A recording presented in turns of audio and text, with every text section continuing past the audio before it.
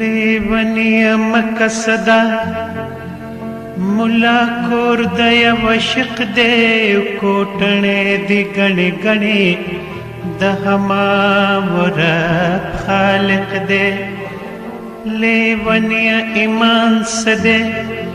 ملا د پوخ ګمان د یو خوب پزړ لید دی د وسلونو د جانان نو لیونی هورا صدا ملا سپینا لولا کېدا یو کرخه د شفق دا د خندا بړبړ کېدا لیونی نشسدا مولا دا پسیل وات دی د مسته رنگین محل کې دا وطن نبات دی نو لیونی چې منسده مولا خورخ کل اول دی د جانان کسی تتلل دی د امید درمان کی دل دی لیونی سجد صدا مولا ځان خور کول دی د مسته د ګلوهار د یرخپو کې اچول دی لیونی وصال سده مولا خشتی ډوبید دی دا پستور ګډید دی پسپګمې کې خورید دی نو لیونی جانان سده مولا روغ ورتن ګوري لیونی حلوینی د توکړو بڼو سوري د توکړو بڼو سوري د یو مولا نامې تپوس کړو ما وی مولا صاحب جنت بسوي هغه پکې ډلاس وهویلې تازه مې وی او د شو درودونه تازه مې وی او د شو درودونه ورکی کتاب ته یو طالب ناستو ما وی چې ته به پکې څه ووایې د زلخ کتاب بند غوندې کړه د زلخ کتاب بند غوندې کړه وی چې خشته هورې او شنه خالونه وی چې خشته هورې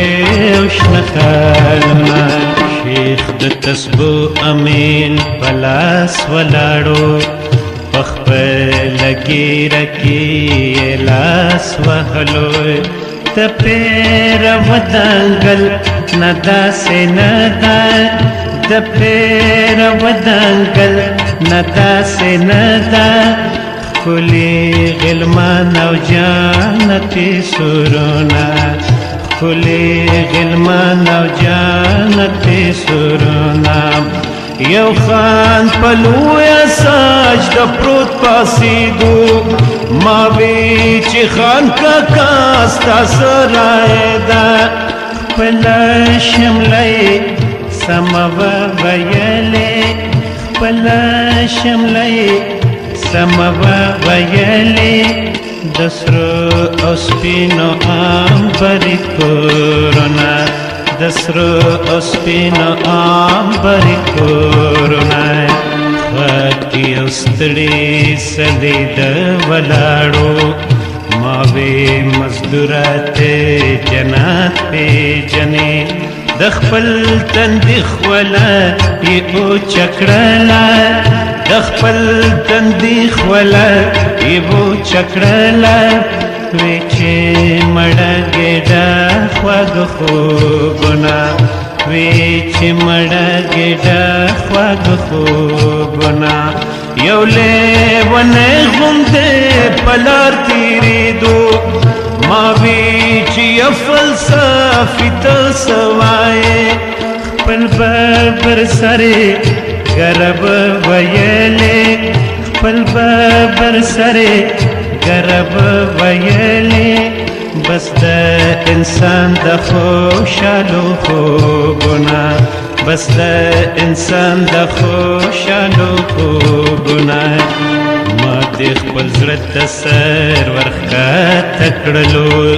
د پا او تر سترګو باره کتل د شین اسمان ته غورېده ویلې د شین اسمان ته غورېده ویلې ما اورېدل ته دا یو څو لفظونه ما اورېدل ته دا یو څو لفظونه ویلې ای دنا مکان خاونده په خپل مکان کې خپل اختیار جنت دی ګنې د دغه لیونتو په نامه ګنې د دغه لیونتو په نامه کنار وینار کدار ویدار جنت دی کنار وینار کدار ویدار جنت دی د یو مولا نه مې تپوس کړو ما وی مولا صاحب جنت بس وي هغه پکې ډلاس وهل ویلې تازه مې وی او دا شو درودونه تازه مې وی او دا شو درودونه تازه مې وی او دا شو درودونه